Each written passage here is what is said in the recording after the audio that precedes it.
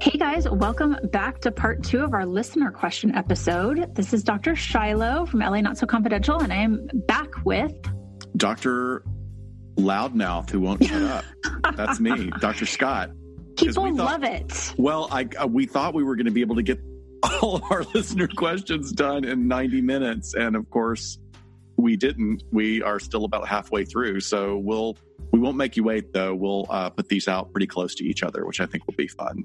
You know what? I just realized that as we record, it's Emmy night. And Schitt's Creek just won 3 Emmys. Oh my goodness. I remember when we did our Emmys episode like 2 years ago. Here's my listener question for you. What have you been watching lately? Well, because of the world falling apart around us, Dan and I are watching, we watched all of Schitt's Creek, which I love the show when it first, no, you know what? I did not discover it until season 2. And I marathoned all of season 1 and immediately were like, oh my gosh, how did I not know this is going on? Because I was in college when Second City Television was on out of Canada. It was like the Canadian Saturday Night Live. So I'm in love with Catherine O'Hara.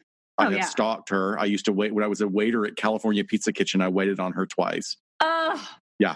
That's amazing. But yeah, so we're watching that because it's just so feel good.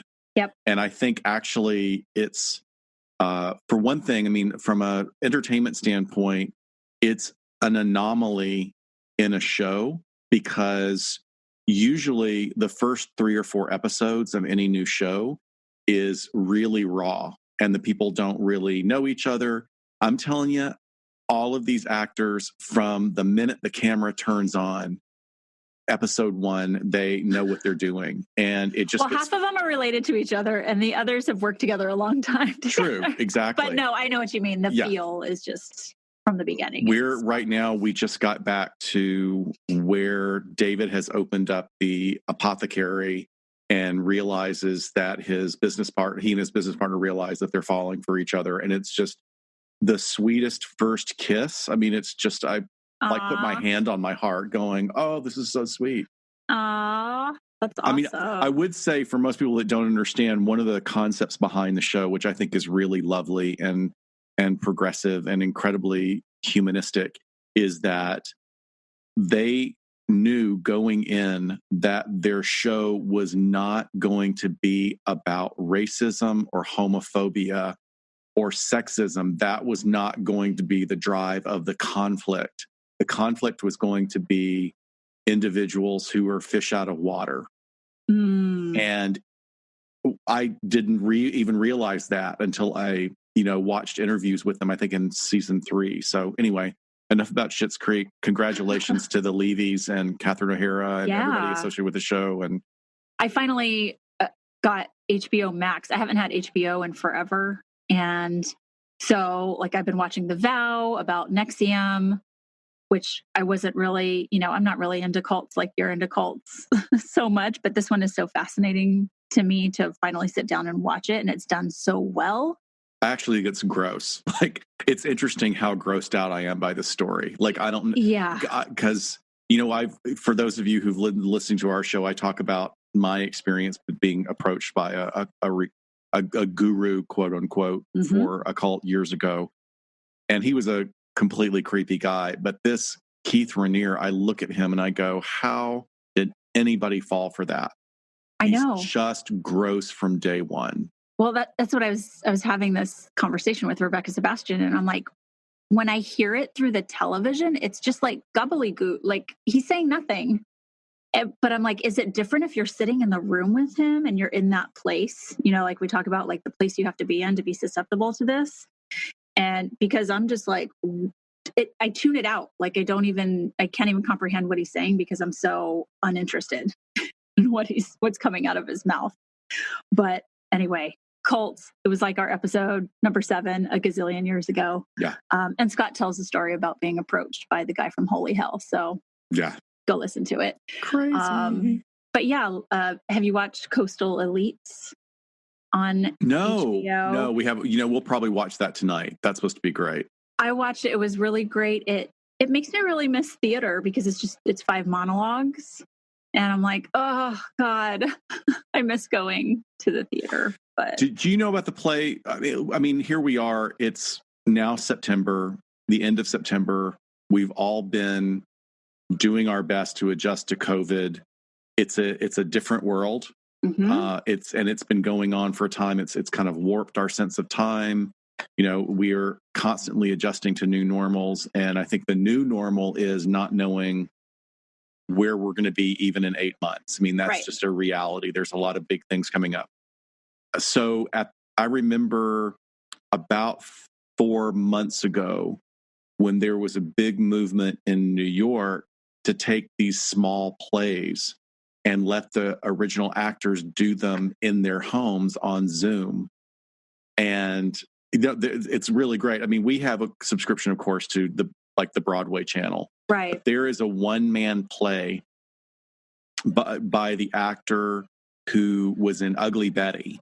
I'm blanking on his name. But anyway, it's a play called Buyer Seller, and it's a what if. So for most people, if you don't know, Barbara Streisand several years ago did a lifestyle book where she was sharing what her home in Malibu looks like on the inside. And she has all of these crazy ass collections of things that she's bought over the years. That would totally be me if I was rich. Right. So she turned the cellar of her home, the basement of her home, into a fake mall. What the hell? Right. So that she has dolls and she has antique clothing and she has antique this and antique that. And she has like little storefronts, kiosks set up. So this playwright wrote this play, what if they needed to hire somebody to run it, but run it in character? Stop it. So this guy is so weird and has creepy. It sounds creepy. It's one of the most amazing plays. I'm going to post a link to it and see if people can watch it. I mean, it's the young actor is so charming, and he plays himself and Barbara Streisand talking to each other. It's really funny. Could you get any more gay on this episode? I've already talked about Barbara Streisand in these. Jesus, right? I love it. I love it. Okay, should we jump into questions? We should jump in. Okay, so these are both submitted by Adrian, who's a patron and is just a doll. So he says, where do you see yourselves in 5 years in your professional careers? Which, thank you for asking this, because I think this is a good moment to think about this every once in a while. So I thought my day job probably won't be that different. But I feel like I am transitioning a little bit. You know, psychologists, we always have a gazillion hustles on the side. But I feel like it's a time to transition out of my private practice. And I think it's having a lot of things on my plate, but also timing. And so I think by next year, I'll probably transition out of private practice. I would like to channel that energy and that time into more consultation, whether it be sort of in the criminal justice world. I do have a private security, an investigation firm that my husband and I own, that I do these sort of one-off, sort of random, weird consultations every once in a while that are so much fun. And I would like to do more of that. But I'd also like to do more media consultation too. Totally behind the scenes, you know, that's something that I kind of want to put out there that I think would be fun and interesting and take less of my bandwidth than being in the clinical room does. Does that make sense? Oh, yeah. Yeah. But so I don't know. I guess some conglomerate of that in 5 years. But I feel like this is sort of a transition period for me where I'm like, what am I doing? What do I want? There's not a lot of room for promotion in the unit that I work in, which is fine. I'm totally, you know, I love what I do. So I'll have to do that in other ways, professional development elsewhere. So what about you? Do you think you'll do clinical services forever? Well, first, before I answer, I was going to say I really appreciate this question. I Me really, too. really appreciate the question, and I want to reflect back to anybody who's listening that just allowing yourself the room to think about where you want to be in a year, in 3 years, in 5 years, in 10 years is a really great exercise. And it's a great exercise, especially for anxious people, because it sounds counterintuitive because you think, oh, well, I'm anxious. I worry about stuff all the time. The reason I say that is because I think I always tell people, clients, that it's as old of a trope as this is, it really is about the journey, and have a goal and always be willing and open enough to let the goal become something else, because a lot of people will get very concrete about what they want their lives to look like, and they really lose sight of what they want their lives to feel like. Yes. So I really would encourage people to think about, like, how do you want to feel in 1 year, in 3 years, in 5 years? Do you want to feel fulfilled? Do you want to feel challenged? Do you want to feel blank, blank, blank, blank, blank? Yeah. Any of what are those you things? Feeling right now that you don't want to feel in a year?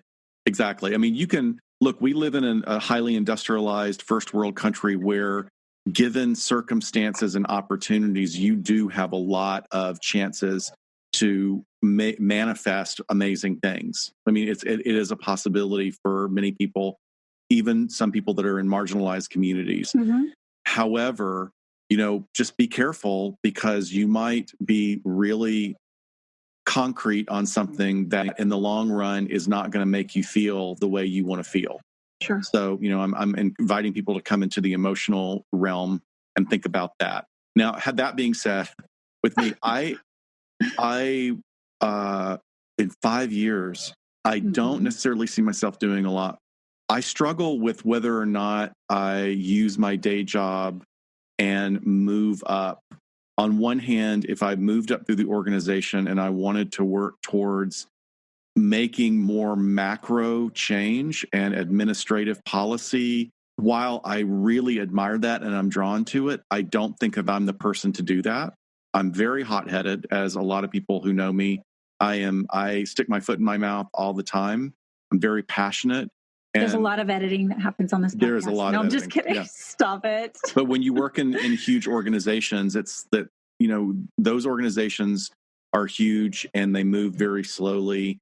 And that takes a certain level of slow and steady. And that is not necessarily what stimulates me in order for me to be creative and happy, as I need a lot more stimulation. Right. So, and I love doing the clinical work, but I also do clinical work in my day job as well as my private practice. And I like the private practice. It's a good balance.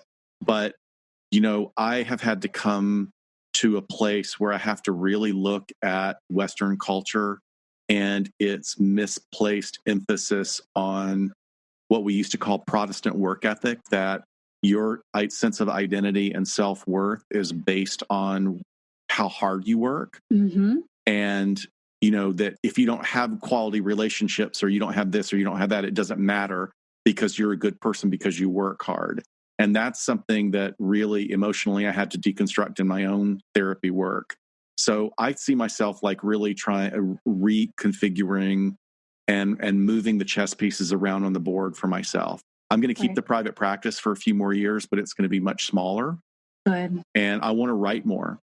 I've always wanted to write. I just need to. What kind of writing? In our field, I want to write. I want to do more research. I mean, you and I are working on an article together. I'm hoping that will turn into something. I would love. We've been encouraged by a publisher acquaintance of mine to turn all of our episodes into chapters of a book. Yep. And Shiloh and I, like, that would be so much fun. It would be a great fun if we could fit it into our schedule. If we could do that.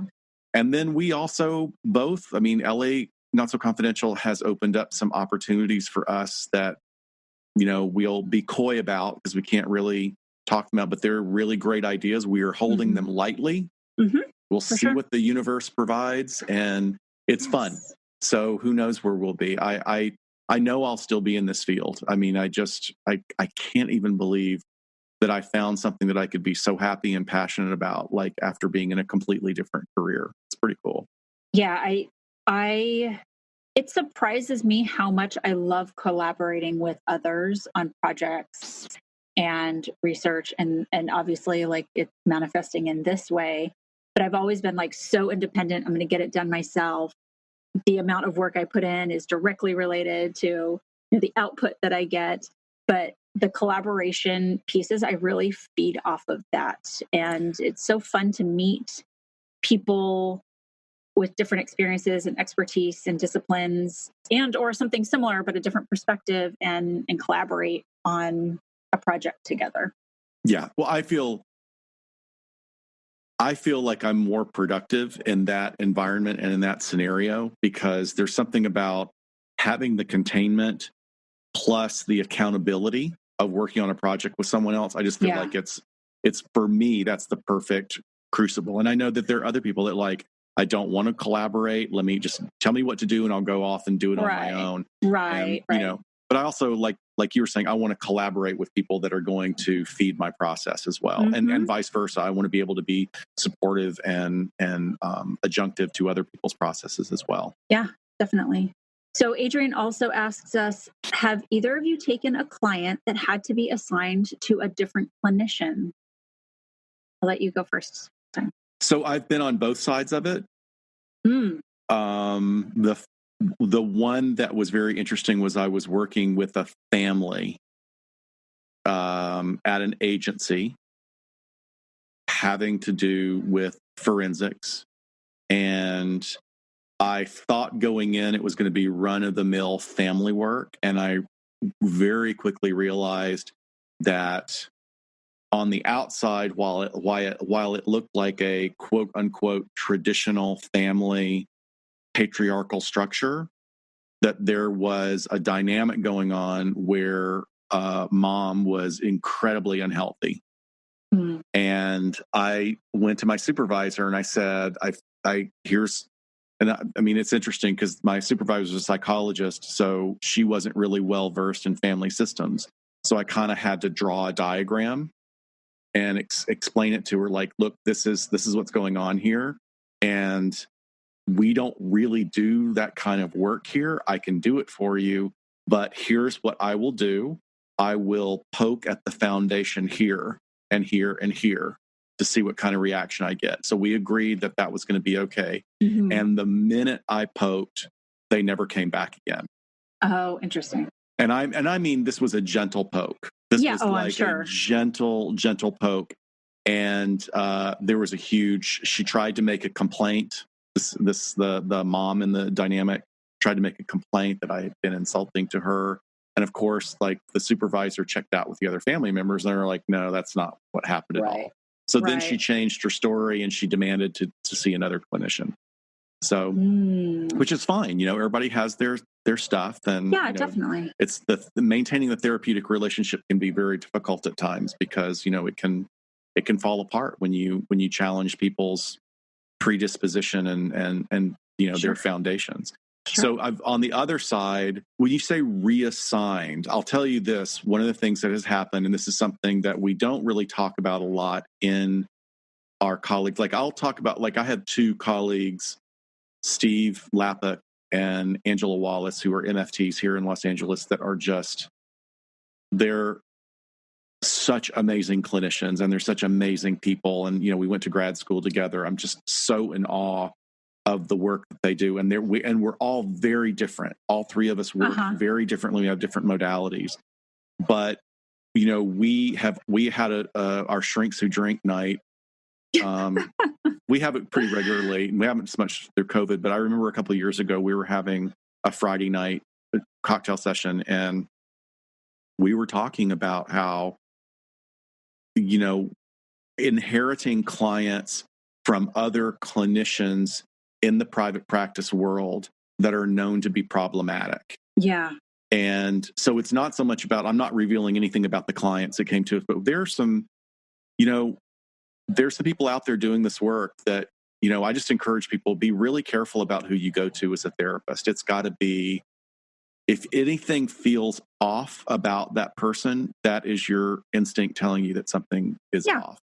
Yeah. And, I've gotten, I have had someone that, interestingly enough, I had a long-term client that I worked with, and he came to me because his clinician had relapsed, not knowing, he didn't know. All he knew was that suddenly he showed up to the office and the clinician wasn't there for 2 weeks with no phone call, no nothing. Oh my God. And then gave a phone call of like, oh, I had the flu. Well, no, that doesn't happen. That's also not an authentic, as a clinician, that's also not an authentic response. No. And unfortunately for the client, what we had to do for quite a while was unpack the feeling of betrayal. Of course. That this individual felt after having been with them for several years. Oh my goodness. So, wow. Yeah. I could not think of an instance where this has happened. And I was kind of reflecting on that because I'm like, come on, like in all this time, it's had to have happened. And I just really can't think of anything like a specific situation where something was to that point where I have had to reassign a client. And that could happen for a number of reasons. I think just for our audience, you could have some sort of countertransference towards a client where you're realizing that that person or their situation is really triggering something in you where you're not going to be a good therapist for them. Right. Or like you've already talked about already, like that something comes up where you don't have the training or the expertise and where you would have to refer out to somebody else. And I really couldn't think of anything. I know I was close once, and I think this is a sort of a product of working in a clinic setting where you don't have unlimited resources, and maybe some of us stuck with clients longer than we would have had we had the luxury to pass them on to someone else that maybe would have been more tolerant of them. But sometimes you just don't have those resources. And never was it in a situation where it was unethical, where I was hanging on to someone that I shouldn't have. But I know that there was one particular client that was when I worked in sex offender treatment, who was also a former law enforcement officer. And yikes, that was triggering in and of itself. Yeah. But this particular individual's presentation and deep amount of denial and smugness drove me insane. And there were times where I had to have talks with myself of, this person is still deserving of treatment. You still need to try, because I wanted to be like, okay, you're not willing to go there? Cool. We'll just sit here and stare at each other, because I had such disdain for the fact that he was a police officer who was held in such high regard, with high responsibility, and still engaged in these particular acts. That's a real difficult position to be in. It was very difficult, very difficult. So, it was something that I did talk about. I wasn't a student at the time, but I still would have conversations and consultation with colleagues about it, and would continually check in with myself of like, okay, this feeling's going to come up in the session when we would do individual or group. And, sometimes there were times that I just sort of didn't involve him in the group discussion, or, I really said, you need to push past this and try and see, how you can fold him in, even if he doesn't want to. And if he's going to say, I'm not participating in this. So yeah, I think in a perfect world, if I was able to say like, hey, can someone else do this group? Maybe, but it wasn't feasible, I guess is a way to say. Yeah, I think you're certainly bringing up something that is, I guess the general public doesn't necessarily know that, we have guidelines that are sometimes rules, that are sometimes ethical considerations, that are sometimes legal considerations about who we can provide services to if you're in private practice. If it was, I remember as a trainee, a trainee as an MFT, I got a new client, and I thought, God, this guy seems really familiar. And in the middle of the intake, I realized we had gone out like 10 years before. Oh my goodness. And it was a terrible date. And and I had to say, like, hey, I don't know if you remember me, but blah blah blah. I can't see you. Like, right. This is something, this is just not allowed. And he was like, I have to say, he was like actually really great. And we were able to transfer him over to somebody. But like, say you live in a rural area and you're the only clinician around, then there's more leeway. But then that has its own problems because, you know, in a rural area, like, where do you socialize? Are you going to run into your people? Like, how are you going to manage that? We have telehealth nowadays. I know. I think Find a different therapist. I think that telehealth is going to change. You know, I mean, certainly, you know, if I was nothing but private practice, man, I'd be buying a cabin up in Idlewild with a T3 connection. There you go. And, you know, just pay me over Venmo and like live my life. While I stare at the squirrels. I know. I'd be like I'd be like throwing peanuts over my your shoulder. Back. Yeah. But there are considerations about getting triggered, and you can't move away. I mean, I was in that with an officer one time who refused to take any responsibility for his DUI. And then I was like, I had to have this conversation of like, look, dude, in order for you to go back with a clean bill of health, we need to have a frank conversation about the decisions you made. And, you know, I mean, I felt like, I mean, that was a very frustrating 12 weeks. I'll tell you, that was a very wow. Weeks. Yeah, I bet. My goodness. Yeah, clients can be reassigned for all sorts of issues and reasons. And that's a really good question. I was really surprised to kind of think back on it and realized it hadn't happened more than I thought. It probably would have. Yeah. These and maybe are great it has, questions. But maybe just not so, you know, significant or for an important issue that I remember. So, all right. So we're going to move into a couple of questions on criminal behavior. So we have a question that says, my friend claims that the reason why there were so many violent crimes in the 80s was due to the high levels of toxic lead used to build apartments and homes. Is this crazy talk? I thought there was not an increase. Rather, the criminals were simply caught. Okay, this is great on so many levels because, for one, I had never even heard of this concept. Really? At all. Had you heard of that? Well, it's so funny. Aside from this question, I'm going to look for it right now. We had an Instagram message from someone bringing up the same thing and gave me a little bit more information, which I probably should have looked at before right now. But I do kind of remember this theory being one of several of criminology, criminal behavior. But what did you look into? Well, there's a think tank that does research called the Brookings Institute. I will be very transparent with if you look on sort of Politico's graph of leanings of where this particular organization leans, they are more center left. Mm-hmm. They're known as a liberal think tank.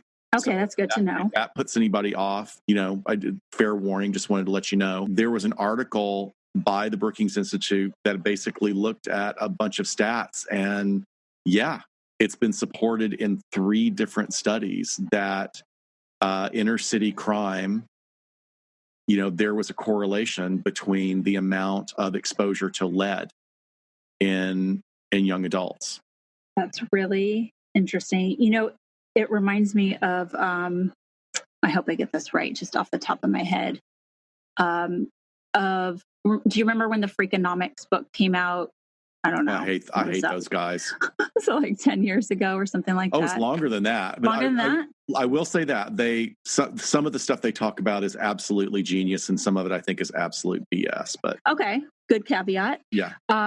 So they were talking about the drop in violent crime in the last 2.5 decades now, and they were linking it through all of the information that they give, which I don't have off the top of my head right now, with when abortion was legalized, and that if you take the time that that law passed and now fast forward 20, 25, 30 years to where those unwanted children would have been alive and in their prime to commit crime, that violent crime went down because those children weren't born, which I think is super interesting when we're talking about correlation, not causations here, right? Well, it is, but the problem with that argument is it was really verging on racist, because they were specifically looking at quote unquote urban and trying to make the correlation that it was, black men. And I did not know that. Yeah, okay. And that didn't bear out. That did not bear out. Now, what that particular study talks about is that somebody that refuted it was talking about how unplanned and unwanted births in lower socioeconomic families leads to more of a cycle of poverty. Sure. Poverty is there and is very directly correlated to a higher incidence of crime. Sure. Especially for so many different levels. So that's right. One of the reasons that like the Freakonomics guys piss me off. Like sometimes, they wanted to approach global warming by putting nuclear powered ships in the ocean that would just generate clouds. Can we just do that? I don't know. But there were a couple of things. I probably need to go back and read the book. Some of the things at the beginning I thought were very interesting, but yeah, so maybe it's more of like a 3 or 4 pronged process rather than just from A to Z. Right. And that's even though this article by Jennifer Doliak, 2017 at the Brookings Institute, brookings.edu, was looking at, and one of the reasons this came up was because of all the lead poisoning in the waters of Flint, Michigan. So this sent some more attention back to this particular issue, because there was a lead crime hypothesis that, number one, lead exposure at young ages leaves children with problems like learning disabilities, ADHD, impulse control problems, and that these cause them to commit crimes as adults, particularly violent crime. And so there was a lot of argument back and forth about whether or not this was true. And then there are 3 recent papers that consider the effects of lead poisoning on juvenile delinquency and crime rates, although they use very different empirical approaches. So, yeah, there's some correlation. What I really love about what she's done in this article is she's saying that there are 3 recent papers, and they're using 3 very different empirical approaches and social context, which is the way that's the way all research should be done. Yeah. If possible, research should look at the big picture and then drill down and see the similarities. Right. The listener who would contact me over social media about this said that the last podcast on the left did an episode on this. And I know they have a gazillion episodes, so I can't even tell you which one it is. Excuse me. But there might be some more information there. Yeah, but interesting stuff. That was very interesting. What's next? Okay, so the next question is someone who views and collects child sexual abuse images always a pedophile? Number 1, thank you for using the term child sexual abuse images. Yeah. We love our audience. Thank you for listening. No. So this is kind of clean cut and well, it's not clean cut, but I can give you a good stat for this. So when we look at individuals specifically just with charges of possession of child sexual abuse images, so this is sort of ruling out all the other types of internet offenses. We're just really drilling down on this one. The community has done a lot of research in this area. Who meets the criteria for pedophilia? And the reason we ask this question, even to begin with, is because the fear and the constant question and hypothesis out there is, will an individual looking at this material then want to go out and harm children? And or the converse of that, is this sort of keeping that behavior from happening because they're just looking at the images online. And they won't move to a contact offense. Right. So this is sort of this $1 million question in the research and in looking at how to best treat these types of offenders. But the breakdown for people who have possession, now I'm going to get back to your term that you use, which was collect. But when we look at individuals who've been convicted of possession charges, about 50% of them meet the criteria for pedophilic disorder. So half yes, half no. And in our all illegal.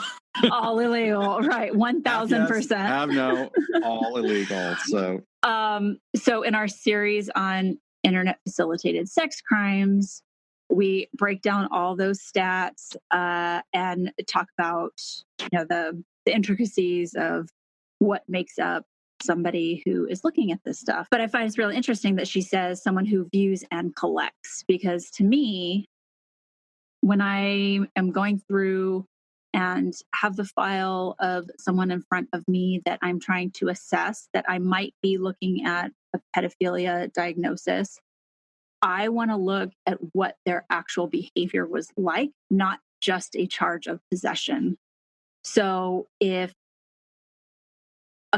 if a zip drive of pornography labeled something as benign as porn is downloaded onto their computer, and there happens to be, out of 100 images, 10 are of people under the age of 18, that's much different than offenders that Scott and I have seen, where they are actively searching, collecting sometimes a series of a particular victim, right, like baseball cards, and trying to get the whole collection, and then collecting them, downloading them, sometimes to the point where they are printing them out on high gloss color paper. We all know how much that costs, and cataloging them and putting them in binders.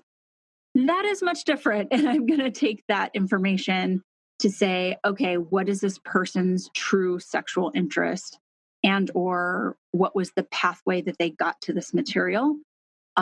So I would say when someone is to the level of collecting, quote unquote, that's really pretty strong evidence of a pervasive deviant sexual disorder. And I'm going to probably start leaning more towards some sort of paraphilia going on there. Right.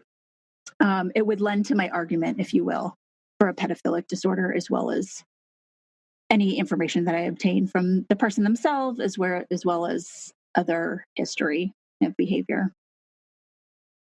But great question. I'm always willing to be chatty about that. Yeah, great question.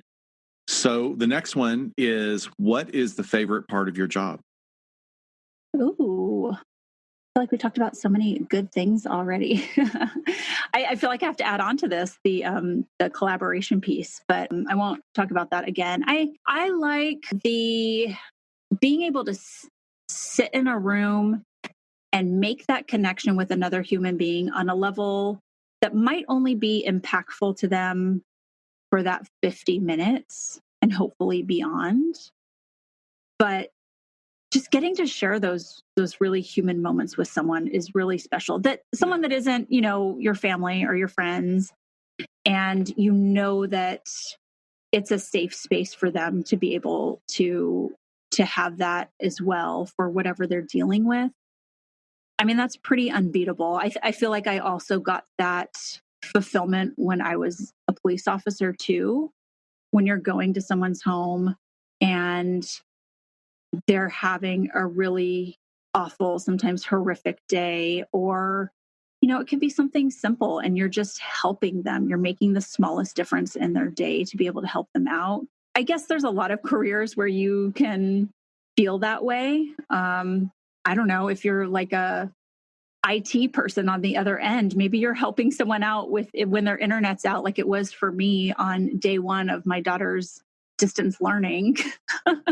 I think that woman and I connected, and she was like, I will put this in as an emergency. And I'm just like, so grateful. But I think that is, it's just a really special part when you know that someone's opening up and being vulnerable with you, like maybe they aren't with anyone else in their life because they're not ready to. But also knowing that the other parts of my work is having a bigger, larger impact on the field that I'm specifically in. So like right now, I have stepped away from my regular job at the agency I work with as a police psychologist to kind of learn a different area of my department, which is training. So it's police sciences, it's education, it's training, and it's a lot of research. It's looking at what models are being done in other parts of the country.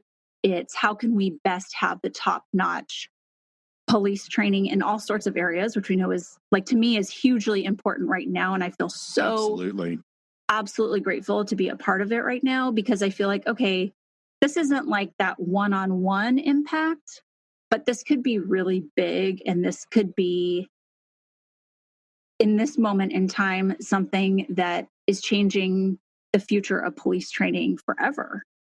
So I think having both of those, and it doesn't have to be the position I'm in right now. It could be me teaching a course.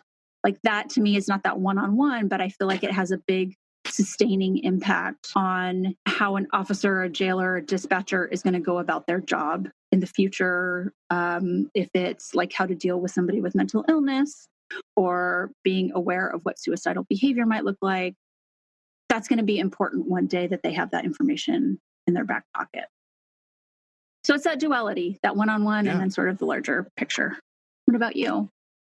Well, I thought I had a really direct answer, and then as you were talking, it made me think of something else that we have said before.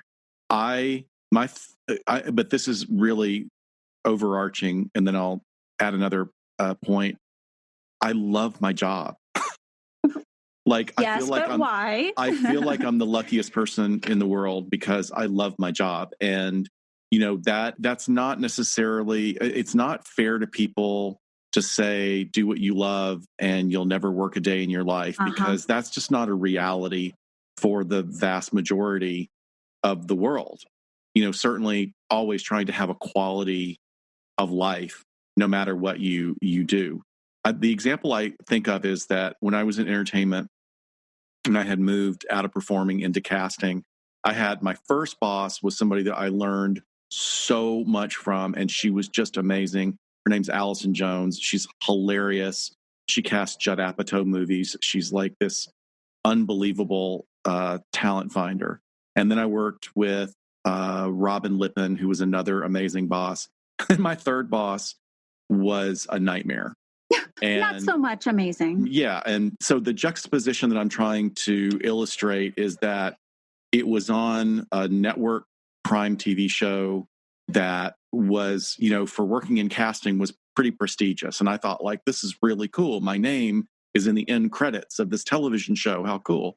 And I was miserable going to work for a year.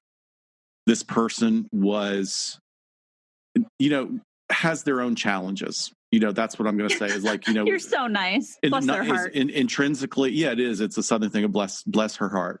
Not an intrinsically bad person, but really made bad decisions, was a bad manager. And it's that thing of like, you got to find that happy medium where this thing was so bad that it affected the rest of my life. And to the point where I was able to finally just go, enough, I'm out of here. And then I went to another boss who was fantastic. She was really great. But to get back to this, I love my job. I love that I may be in some way positively impacting somebody's life. Mm-hmm. And I say that I do not take credit. I mean, regardless of whether I'm doing forensic work, like I tell people, like, I've got a bunch of letters after my name and I've got a bunch of trainings because I love going to trainings. But you, for the most part, for the vast majority of this experience of us together, you are the expert in your life. And I'm on the road with you. So my job, as I see it, is to point out some of the geography on this journey that you may not be noticing. Yeah. And telling you, let me redirect, let me be the neck in this relationship so that I can direct your perspective a little bit. And, do I take, don't take responsibility for the successes because I think that those are client based. Absolutely. I take pride and great solace in being a part of it. And I do take responsibility. I mean, unfortunately, I probably shouldn't. I probably take more responsibility I should for, I don't want to say failures, but for the challenges that are, we're not able to overcome. Yeah. Yeah. It's like we're a tool, but they have to use us. They have to be participatory in their own transition and change. And yeah, it's so neat to be a part of that. I like, as weird as it sounds, I like myself better as a person after having done this job for a long time. That's a really cool thing to say. I feel like I walk through doing the best job I can, and I challenge myself, and I don't beat myself up for what I can't do anymore. Now, interestingly, I'm going to give you a little process moment. Now that I'm saying that, maybe when I was working for that terrible boss, maybe I wasn't a great employee for her. That's an absolute possibility. Totally. I didn't have that experience with the other employers. The other employers were like, "You're the best associate I've ever had." Yeah. But, yeah. I think a lot can come with, whatever we're going through in our own lives at that time. I think, could you have been doing something else and still feel like, hey, I really like myself at this moment? And does that just come with maturity and the point that you're at? Possibly. So yeah, I mean, it's also, I love going to my job. I love the work. I love maybe making an impact, but also like the stuff that, on one hand, my routine at my day job is the same. It's like, here's another case for you, or here's another 3 cases. And maybe 50% of them will be like sort of the same thing we always deal with. And then something else will be like, what? Mm-hmm. And then you have to dig in. It's like, get your pick and shovel. We got to pull this thing apart and figure out what's going on. I love that. It's just fascinating. And I love that you said how you love to go to training. We said this in our very first episode, that we are self-proclaimed training whores, because nothing just makes me more motivated than going to training and having all of these ideas and going, either I'm going to work this into my practice, or, oh, I want to write about this, or I want to know more about that. And I feel like that's the energy that we get from so many of our listeners too. Like, going back to what you were saying in the first part of this, of just people love to really, I hate the term deep dive because it's so overused, but really get in it and research the heck out of it. I think part of that also is that it's humbling. I love it. I love going, I had no idea about Reed Malloy. Like, every time I go, I look at Reed Malloy like a fanboy, because that guy is so smart. And every time I go to one of his trainings, and he may have done the same training for, 5 or 6 times, and I'll go, oh man, I had no idea. He always finds something that's like the next level of interest in the most current research. And by the same token, the absolute opposite is, I remember several years ago being in a huge room full of nothing but psychologists. We're talking like 250 psychologists. And the person got up to give a long, long training, and it was absolute bullshit. The person did not know what they were talking about, had not done the research. They were just spouting gobbledygook. And the fact that we all had to sit there for the entire day and all make really uncomfortable eye contact with each other of what is happening. What is happening? Yeah. Yeah. Thank gosh. I mean, I'm really grateful that's only been a very rare occurrence. Usually the trainings are really great. Good. All right. What's our next question? The next question is, we're getting into like pop culture. And this is a good one. How do movie tropes compare to real life, and how have they evolved over time? Example is Manic Pixie Girl, and the guy who invented it regrets it now. That story about that guy that invented it? I remember, I had read it. I think there was an article in The Atlantic about it that's really great. And, their Manic Pixie Girl is a trope of sort of this free-spirited, like, so if there's a sort of a lost and emotionally lonely and disenfranchised or disenchanted young man, and he meets this age-appropriate woman who is the manic pixie, and she just has this effervescent and magical view on life and she's a free spirit, and she's going to open to his eyes. She's going to open his eyes to life, and like Kirsten Dunst in, gosh, what was that movie? I just hated the movie. It was with Orlando Bloom, and she's playing a flight attendant that's a manic. Oh. And she's such a good actress, but it was just sort of like it's so tropey. I always think of 50 Days of Summer. Yes, Zooey Deschanel. Yeah. But this has happened forever. I mean, Audrey Hepburn type films, right? Really. But kind of Breakfast at Tiffany's is sort of, I mean, not so much the movie, but the book is really kind of about that. But at least Truman Capote gets into sort of underneath it what the real sadness, and that she was actually sort of creating an alternate identity versus what she grew up with. And I think either the Appalachians or the Ozarks, she had reinvented herself. Mm-hmm. But when we talk about like one, and this is the movie, like I love the movie Garden State with Zach Braff and Natalie Portman, but that's another example of sort of this one-dimensional character. And the problem with these kind of tropes is that they reduce individuals down to these one-dimensional characters that, unless you're willing to look at it with a critical eye, you don't realize how demeaning it is. Right. So, I mean, there's a great article, I'll put a link up, that I thought was really fantastic, that goes through a lot of the tropes. Give us some other examples. I will, but I want to give a couple of quotes that are really great. Hugo Schweizer in 2013 wrote this, and he goes, "The manic pixie dream girl is a well-known pop cliche. It was Elizabethtown was the movie with Kirsten Dunst." And then, let's see. "The manic pixie dream girl exists solely in the fevered imaginations of sensitive writer-directors to teach broodingly soulful young men to embrace life and its infinite mysteries." And then a New Statesman magazine, Laurie Penny argued that the ubiquity of this stock character in mainstream movies has real-world implications. Men grow up expecting to be the hero of their own story. Women grow up expecting to be the supporting actress in somebody else's.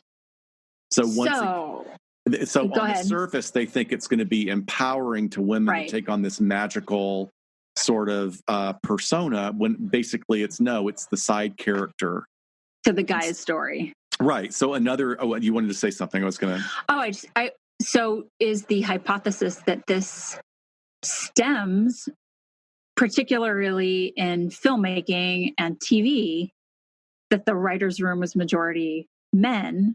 Exactly. What percentage? For a lot of these. Yes, exactly. So off the top of your head, the number of female writers in film and television in Hollywood right now, what percentage is it? Right now, I would say 20%. Well, let's take it back. Let's take it back to 2 years. Okay. I'll still say 20%. 11. Oh, dear God. Yeah, it's pretty low.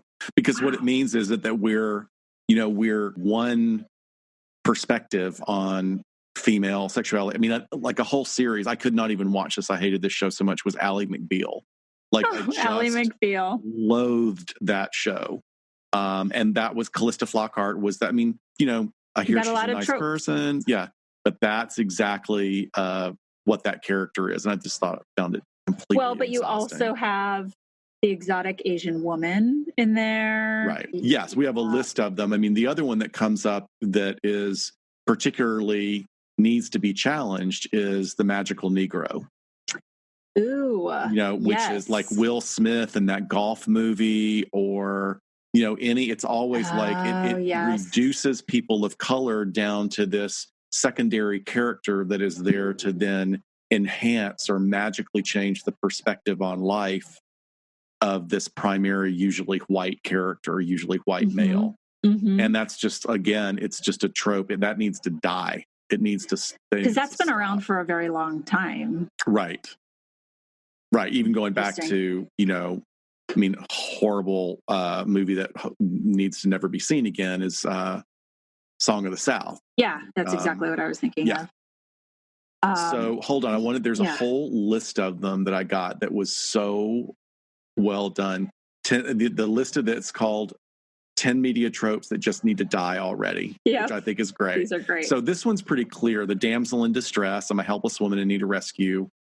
clearly. And thankfully, we see a lot less of that, which is great, right? And the big joke, the big send-up of that would be I think it was Shrek 2, when they're in the castle and the castle's being attacked, and Fiona's trying to get all the princesses to fight, and they were like, okay, let's do what we always do. And then they all just kind of lay down. They faint, Right. This one, number 2 on this list, I am so glad that this is listed, because I had not been educated on this until I read a whole article, and it was all written by a dad who's saying, stop complimenting me on being a dad. Yeah. Because so it's the bumbling dad. The bumbling dad trope, which, as much as I love the show Modern Family, I love all the actors on it. They're all talented. It's, had a 10-year run. It's, laugh out loud funny. Sure. But Phil Dunphy is that guy. He's the bumbling dad. I'm lovable and hopelessly incompetent. Everyone around me expects so little of me, so I get a pass. Now, they don't completely buy into that, but there's a lot that's done.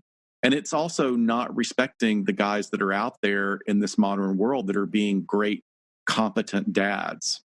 Well, and I see this so much in television commercials for products, like, you don't know how to clean this, or you don't know how to cook this. It's just like the dad, the husband, is a complete idiot and has no idea what to do around the house, which it can go towards tropes in both ways, like that the woman only knows how to do it and fix it. But it is really like the piece of this, I'm lovable and hopelessly incompetent. Like that incompetence comes through in television commercials so much. Right. They're mining it for comedy without really seeing. It's sort of always, it's also, this isn't even listed on here, but it's one that, being, coming from a family of educators, is the trope of, the mean and awful teacher, angry, middle-aged woman who is burned out and doesn't care anymore, and she's not as smart as her spunky little students. That's really freaking annoying. I hate that. And that wasn't even on our list. The next one on this one, which is a very important one, is the sassy Black woman. I'm the embodiment of a sexist, racist stereotype. I'm curvy, bold, and audacious, and I exist to make you laugh. And that's incredibly. It's just that needs to never appear again. It needs to die already. Right. Well, it's just not. It's not respectful to women of color, especially. And one of the things, especially in taking an anti-racist stance on a number of levels and doing clinical work in the room.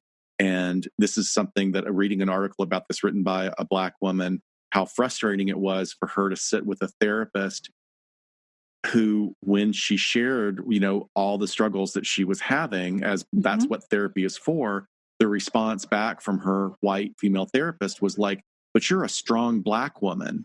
Right. Sort of playing into a trope and as a not therapist, hearing her and what she was challenged by. It's very dismissive of her experience. So do you have stats on minorities as writers? Because I would imagine that this trope just gets done over and over again because of there being so little other types of characters that are written. Well, I think it's actually too soon to get all the stats, but we can definitely tell that in the last year there is a shift. And I would think also the person who gets the credit for this, at least starting this, is Shonda Rhimes and Tyler Perry. But I like what he's doing, and I like that he's a powerhouse, and he certainly is creative. But at the bottom of your article, 14% of show writers are people of color. Oh, this one. I didn't even see that one. Well, wait, check the date on this. Well, this is 2019, so that's recent. Okay. That's good. Yeah. It needs to be higher. It needs to absolutely be representative of what the population stats are. And by the way, let me just say that that's what our elected officials should be as well. Our elected officials should be representing the gender and the racial makeup of the United States. But I digress. Yes. There's the sexy corpse. I'm a dead woman. I'm half naked. I'm hypersexualized. Just what every crime scene needs. That's really true because that's not what it looks like. It is. And our true crime community knows this one pretty well. Yeah. Every TV show out there.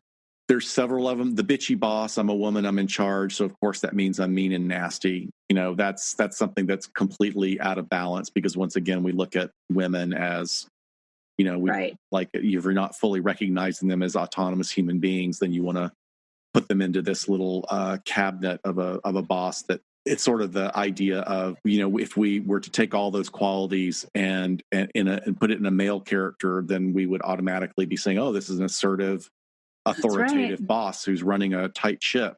But if we do it to a woman, then we're, Yes. I like the fighting fuck toy. So I'm a female fighter, warrior, action hero, but I ultimately exist for the male gaze because I'm kicking butt in a bikini, which of course, like Lara Croft, like all of that. But I think it's so funny because I think of Jumanji, the live action one that came out first. And then you have a boy in this body of this like trope character that is kind of hilarious because like, what do I do with all of this? Yeah, I mean, I wish that had been a better movie, but that is a really good example of struggling with that trope.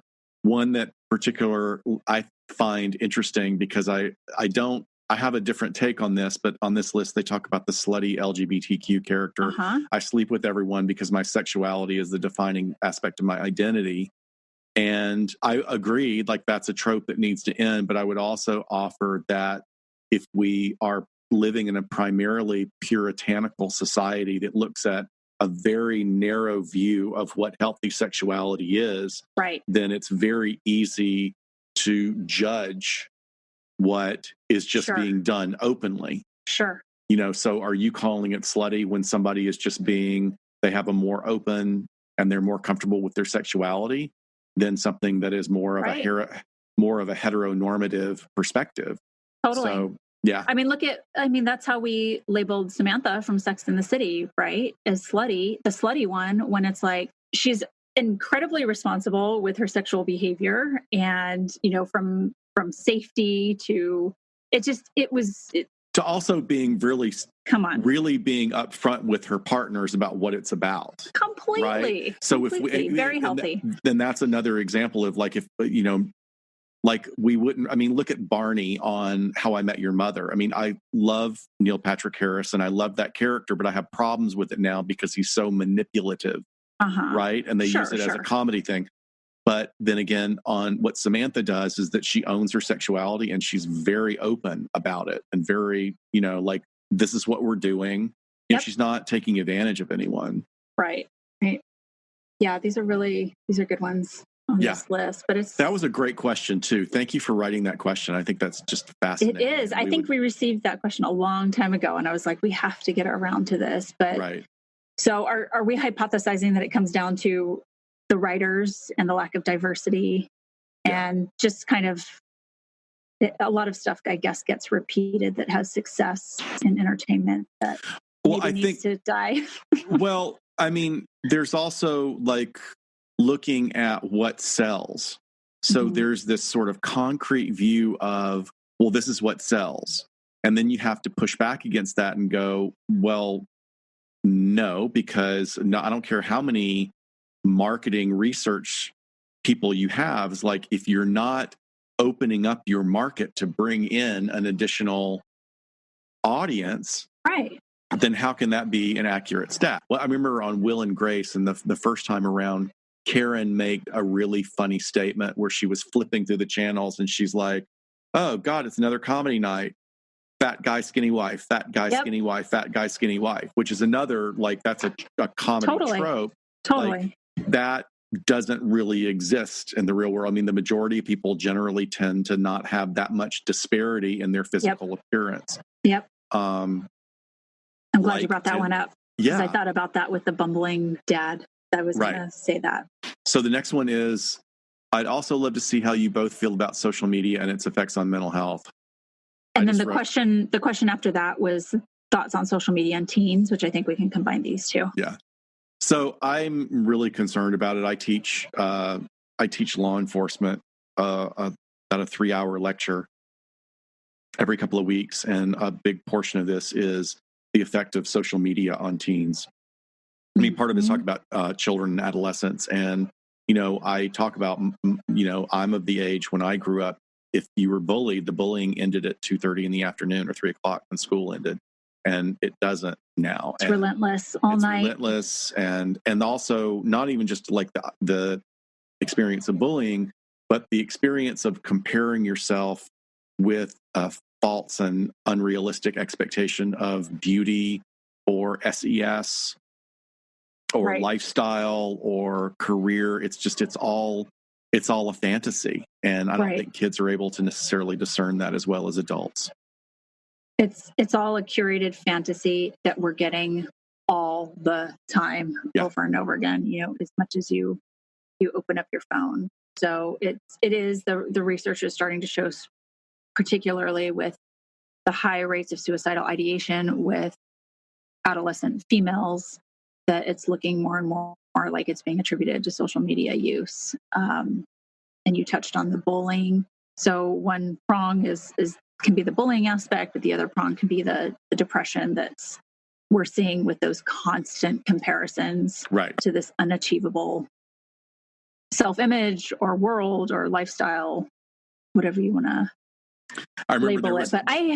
But there was a report a few years ago about in the Pacific Islanders and the Samoan community that they're now seeing incidents of females with eating disorders, and that had never existed before they started getting exposed to social media. Just unfathomable. Yeah, absolutely. Have you seen The Social Dilemma? I haven't seen it yet. I haven't. I have a good friend who basically shut down all of her social media after watching it. Wow. She had a very extreme reaction, and I thought, well, for one thing, we are part of social media. We're we exist because of social media. So it's not like we can shut it all down. But I do. Have you watched it? I haven't. I told my husband that I want to watch it together. He got rid of his Instagram a few weeks ago, and he's like, my life is so much better. Not that he was even on it that much, because you know him, he's not that guy. But he's like, God, I would just sit here and like flip through while I was watching something on television. And I've heard a lot of people say I have to give my social media use some thought after watching it. I had people at work, cops at work, go, man, I shared this with my whole family. Like, it was really impactful. So I wish I had watched it before this question, but I wasn't able to fit it in with all of HBO Max. I don't, but I will say this. I already knew that. Like, well, I know, of course. Like, you catch yourself. It's like, I'm not really fully enjoying the show if I'm doom scrolling. And well, not even when it's not during periods of doom, if I'm just getting a little serotonin or a dopamine bump every time somebody likes something that I posted. And so I need to look at that as well. I'm going to see if I can do it without watching The Social Dilemma, and then maybe watch and also looking at your phone while you're watching The Social Dilemma. Exactly. No, it's we've talked about this before. I think this time period is really rough for people with social media, with COVID, and then with the protests and the politicization of just how divided we are. It can be very overwhelming. And you and I have advised folks that if they need to take a social media break or diet, that they really think about the impact that it's having on their mental health through this time. So I think that would be important to look at. But all right, so we're down to our last question, which is a really good one, and so crazy that I actually am kind of starting to look into this research before this came in. So this listener asks, why do cops talk like they're warriors going to war? It seems like a toxic and inaccurate view. Thank you for this question. I just this last week have, I'm working with, speaking of collaborations, working with a colleague from across the country. We're talking about what are we going to propose to a virtual conference that's happening next year. And we're going to look at the us versus them mentality a little bit deeper in the future of policing. So I just want to address that us versus them definition. And I go back to Kevin Gilmartin, who has done so much good work in looking at how police officers function from the physiological to the emotional to the perceptions. And he says that basically the us versus them mentality, and the us is police officers and the them is the bad guys. And he says that the police end up dealing with 3 to 6% of the population on a daily basis. And that 3 to 6% are people who are out there committing crimes. So if you're rarely dealing with the 94 to 97% of the population who are doing good things and not bad things, think about how that is going to start to formulate how you see the world. And that over time, they see the people and the work, the world that in which they work as the real world. Like they think this is, I'm seeing behind the curtain, I'm seeing all the bad stuff. And I think this is kind of linked to some of the research you and I want to do of those of us who consume true crime all the time. Do we start to think the world is this big, scary, awful place all the time because that's what we're consuming? It's kind of similar to, what your mind is being fed. So Kevin Gilmartin really says that lends to this us versus them mentality, that there's the good guys and that there's the bad guys, which is a very black and white way of thinking, or all or nothing. I hate to say black and white. I try to stop using that because we equate that with police cars. And I'm like, this is not just police thinking. But you see it a lot in law enforcement because you're saturated with the bad stuff. And it impacts law enforcement in all sorts of ways. I mean, you could be an FBI agent who works crimes against children. You don't have to be a cop patrolling the streets to have this sort of view. If you're just investigating sex crimes against children, your view is going to start to be skewed. So I think, it's important to sort of start there and see, talk about a little bit about how maybe it develops. But going back to his question about cops, talking like they're warriors or that they're going to war. This is a big deal in the area of police reform for several years now in, the militarization of weapons and type of equipment they carry to what is being trained, how are they being trained?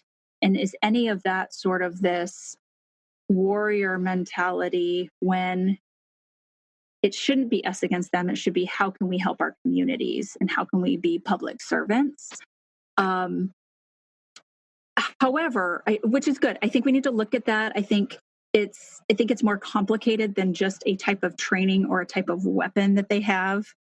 If we look at like the AR-15, right? That was born out of the North Hollywood shootout and law enforcement officers realizing, hey, at certain times we might be outgunned by the bad guys. And then what happens is an hours-long situation where the bad guys are now sending thousands of rounds out into the public. And they had no way to combat that at the time. So that was a big shift in equipment. But I think it's more about the individual mentality that somebody takes on. I don't think it's happening on a large basis where groups of officers are thinking of themselves as warriors.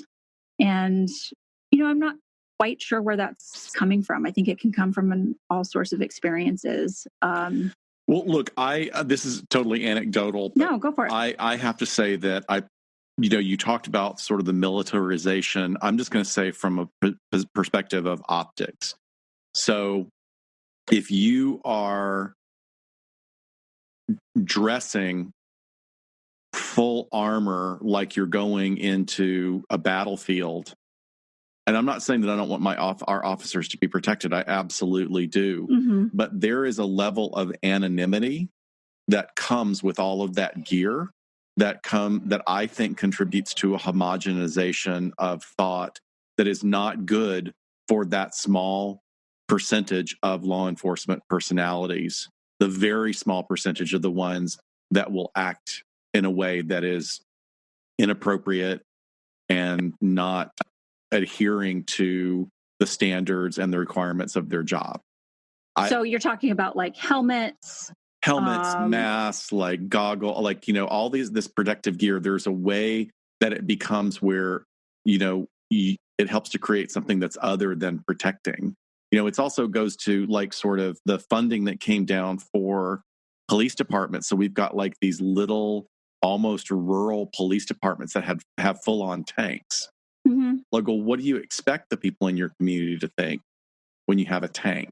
Well, I don't know what the purpose of a tank would be for, and I don't know when that would actually roll out to anything. Right. I mean, that's it. And I think, when you're talking about like full on gear, helmets, possibly masks, more tactical type gear, those are reserved for very specific situations. Right. So SWAT teams that are encountering armed, barricaded suspects, or where there's a lot of, especially, recently with riots and protests, if those are turning to where projectiles are being launched. Right.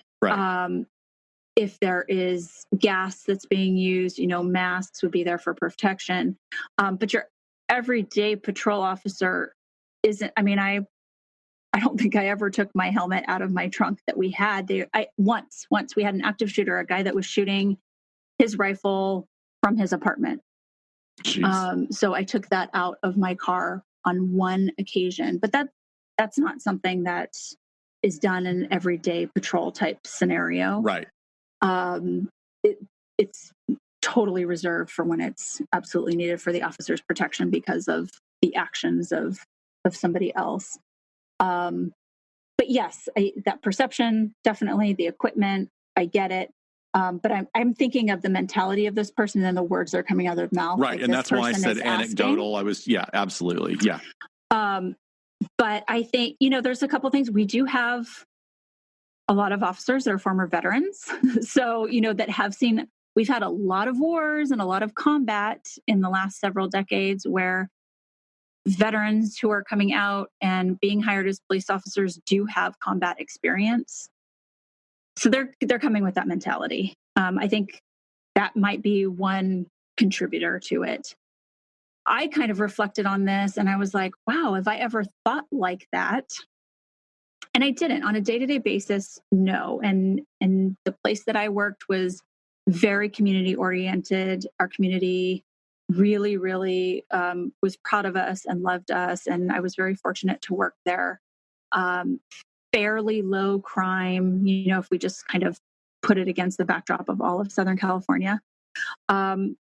But after I was involved in my last shooting, my second of my two, I, spur of the moment, was with a friend and we were in Baltimore for a conference. I was also in grad school at the time.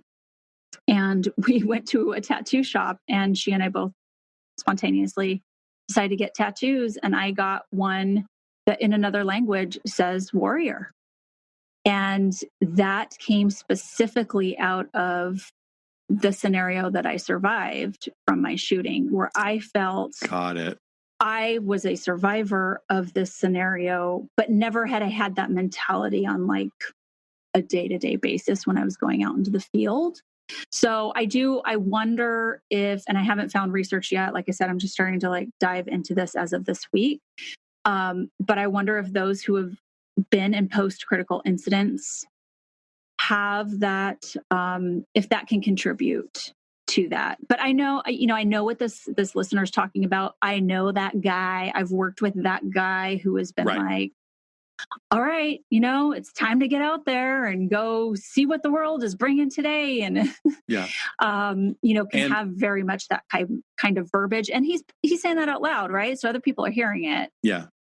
I mean, what's individual basis if they pick it up or not. And I haven't seen it to the extent you have. I've seen a couple of that. I have to say also that I'm so impressed by the detectives and officers that I do work with that, and even some of them that are former military that are absolutely not that at all. Right. That like they are frustrated with the things that are sort of systemic that like keep repeating on this, sort of merry-go-round that they have to deal with. But, the level, especially of the detectives that I work with, or the level of critical thinking is really impressive. That like, no, that's not what's going on here. We got to take care of it, but we can't always be, you can't always be on looking for the worst, because then your field of vision is narrowed. You have to look at the big picture. And I think that's something that the agency I work with does especially well. Yeah. And I think, Kevin Gilmartin makes a good point in his formulation of the us versus them. But the vast majority, especially if you look throughout the country, the vast majority of police work does not involve violence and is not violent, whether it's police officer perpetrated or community member perpetrated. And so, I think I'm in between like wearing two hats here, but I think psychologically there's got to be some sort of cognitive distortion going on if, it's somebody that I work with taking on that like warrior mentality. If we're working in a little city that doesn't see a lot of crime, and not that the city that does see a lot of crime, not that they should be taking on that mentality either. But it's a very interesting question, and I'm so excited to sort of like dive into this a little bit more. But those are just sort of my theories about. It's a starting point. But I'm really glad you covered this, because I think this is your particular niche much more so than mine is. And but I loved how you also kind of pointed out that this is a conversation that's going on right now, and it's also, there is movement, and it is going to happen. It is inevitable that this is going to find a better way of the job being done. And I think everybody's up to it. These difficult times, but there's just such amazing potential on the horizon. Absolutely, and Scott and I can tell you from being on the inside out, things are changing, things are moving for the better. The work's being done, the research is being done, the conversations are happening between law enforcement and the people that they need to be had with, in the community. And a lot of this was being done already, especially in bigger progressive departments. Yeah, definitely.